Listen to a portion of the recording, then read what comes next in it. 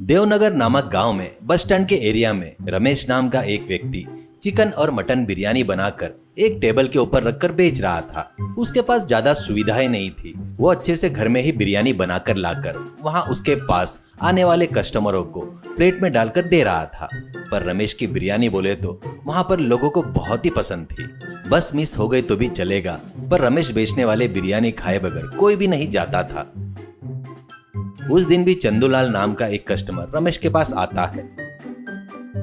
चंदूलाल को देखते ही रमेश, नमस्ते सर जी, चंदूलाल जी कैसे हो? बहुत दिन हो गए आपको देख के, ऐसे कहता है। तो चंदूलाल, अरे क्या बताओ रमेश भैया, मेरा व्यापार आज यहाँ तो कल वहाँ रहता है, आपको तो पता है ना। पर वो तुम्हारी बिरयानी लेकिन कहीं भी नहीं मिलती है। पक्का ये गांव के बस स्टैंड पर आना ही पड़ता है खाने के लिए। क्या जादू करते हो भैया तुम?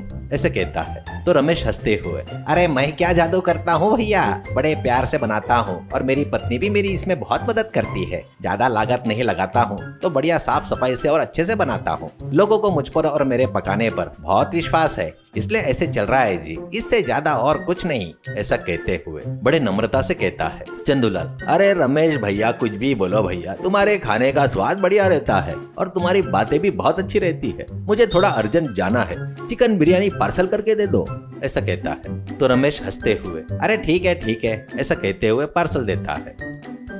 तो ये सब दूर से देख रहे मेहर नाम का एक बिरयानी बेचने वाला व्यक्ति, वो ये बात हजम नहीं कर पाया। मेहर अपने मन में, अरे रमेश कितने दिन रहे, मैं तो यहाँ पर बढ़िया दुकान लगाया, बिरयानी भी बढ़िया कलरफुल बनाता हूँ, लाइट लगाता हूँ शॉप में, बहुत सारे कुर्सियाँ लगाता हूँ, फिर भी सब लोग चिकन बिरयानी मटन बिरयानी खाने तेरे पास ही आते हैं। तेरे पास तो वो सब नहीं मिलता है ना, कहीं तो भी घर में बनाकर लाता है और ये लोग सारे विश्वास करके आग बंद करके खाते हैं। कैसे भी करके तेरे को झटका देना पड़ेगा। ऐसा बहुत देर तक मन ही मन में सोच रहा था। वो दिन बीत जाता है। रमेश हमेशा के जैसे चला गया।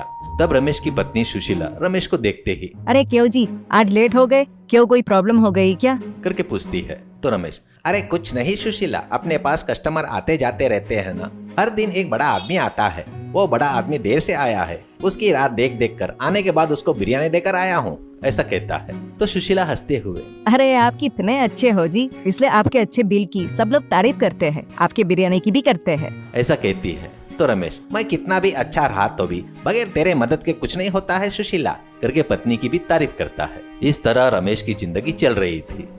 अगले दिन रमेश हमेशा के जैसे टेबल रखकर उसके ऊपर चिकन बिरयानी मटन बिरयानी के बर्तन रखकर राह देख रहा था। इतने में एक पुलिस कांस्टेबल वहां पर आता है।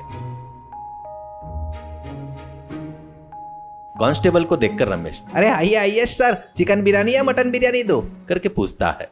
तो कांस्टेबल, बिरयानी नहीं चाहिए पर ये दुकान यहाँ से निकाल दे, करके जोर से कहता है। तो रमेश, अरे क्या हुआ सर, मैं तो यहाँ पर कब से बेच रहा हूँ, ऊपर से मेरे मालिक को इस जगह का किराया भी दे रहा हूँ और ये सरकारी जमीन भी नहीं है ना, आप मुझे निकल जाने को कह रहे हो, करके बड़े मासूमियत के साथ में पूछता है। तो कांस्टेबल, ओहो, तो बिरयानी बेचने वाले को तेरे को इतने रूल्स पता है क्या? तेरा मालिक ही तेरे ऊपर कंप्लेंट किया है, वो जगह खाली नहीं कर रहा है करके, ऐसे कहता है। तो रमेश चौंक जाता है और रमेश तुरंत, अरे मेरे मालिक बहुत अच्छे हैं जी, आपसे गलती हो गई होगी लगता है, मैं उनसे बात करता हूँ, करके फोन निकालता है। तो तुरंत कांस्टेबल गुस्से में, क्या ज्यादा बात कर रहा है क्या?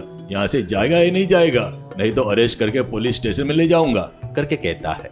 इससे रमेश को क्या करना समझ में नहीं आता है। उसके चारों तरफ लोग जमा हो जाते हैं, किसी को कुछ भी नहीं कर सकते, इसलिए बगैर कुछ बोले वो चुपचाप वहां से चला गया। ये सब दूर से देख रहा मेहर अपने मन में, अरे भगवान आज की कृपा हो गई, क्या है तो वो जमीन का मालिक मेरा रिश्तेदार है, इसलिए इस पर ऐसा गलत केस लगा दिया, नहीं तो इसके व्यापार को झटका देना बोले तो कितना कठिन था, कहकर बहुत खुश होता है। घर जाने के बाद रमेश को देखते ही उसकी पत्नी सुशीला, अरे क्यों जी, क्या हुआ? बहुत जल्दी आ गए, क्या हुआ? तो रमेश, सुशीला आज क्या हुआ पता है क्या, ऐसा कहते हुए वो हुआ सो सब बताता है। सुशीला भी ये सुनकर चौंक जाती है और सुशीला तुरंत, अरे ये क्या हुआ? ये काम किसी जानने वाले ने ही किया होगा, अपने जगह के मालिक को फोन किए क्या, करके पूछती है। तो रमेश, ओनर मेरा फोन ही नहीं उठा रहा है सुशीला, अब मैं क्या करूँ कुछ समझ में नहीं आ रहा है, मुझे दूसरा कोई काम नहीं आता, क्या करना समझ में नहीं आ रहा है, ऐसा कहते हुए दुखी होता है। तो सुशीला तुरंत, अरे आप दुखी मत हो जी, अच्छे से सोचो, पक्का कोई ना कोई रास्ता मिलेगा, ऐसा कहते हुए पति को समझाती है। अगले दिन रमेश विचार करता है तो रमेश के सामने एक सब्जी भाजी बेचने वाला व्यक्ति एक लाठी के आगे पीछे थैला बांधकर एक थैले में सब्जियां और दूसरे थैले में पत्ते भाजी रखकर सब बेच रहा था। वो देखते ही रमेश के मन में जब ऐसे वो बेच सकता है तो मैं क्यों नहीं बेच सकता करके सोचता है, और जैसा सोचता है वैसे ही वो कंधे पर रखने के लिए एक लाठी और दोनों सिरों पर थैले जैसे मजबूत बांधता है। ये सब सुशीला देख रही थी। तब रमेश तुरंत अरे सुशीला, खाना बना के रखी है ना, वो बर्तन लेकर आ, ऐसे कहता है। सुशीला एक चिकन बिरयानी का और एक मटन बिरयानी का बर्तन लेकर आई तो दोनों बर्तनों को दोनों साइड में बांध कर रखता है और वो लाठी उठाकर कंधे पर रखता है तो सुशीला तुरंत अरे ऐसे बहुत वजन होगा ना जी, आप ऐसे उठाकर चल सकोगे ना? अरे सुशीला, मैं बचपन में पानी भी ऐसे ही भरता था।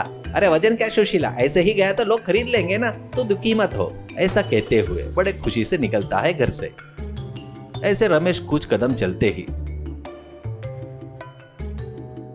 सभी लोग रमेश के पास आ जाते हैं। लोगों में से वीरू नाम का एक व्यक्ति, अरे रमेश भैया, क्या हुआ? मैं तुम्हारे दुकान पर गया था, वहाँ पर कुछ भी नहीं था, आप कुछ गलती की है करके वो मेहर बता रहा था करके कहता है। तो रमेश, अरे कुछ नहीं वीरू जी, उस जगह पर दुकान नहीं लगाना करके खाली करवा दी है। मुझे अब कैसे बेचूं समझ में नहीं आ रहा था, इसलिए मैं खुद जगह बन गया अपनी बिरयानी के लिए, ऐसा कहता है। तो वीरू, अरे ठीक है, हुआ सो हुआ, जो भी हुआ आपके साथ अच्छा ही हुआ करके कहता है। इतने में वहाँ पर आए लोग भी, अरे रमेश जी, मुझे बिरयानी चाहिए, प्लेट पार्सल दे दो, ऐसा कहता है। ऐसे 4-5 लोग जमा हो जाते हैं। देखते ही देखते जो शाम तक बिरयानी चलती थी वो 2 घंटे में ही लोग खरीद कर ले जाते हैं। ये देखकर रमेश बहुत खुश होता है।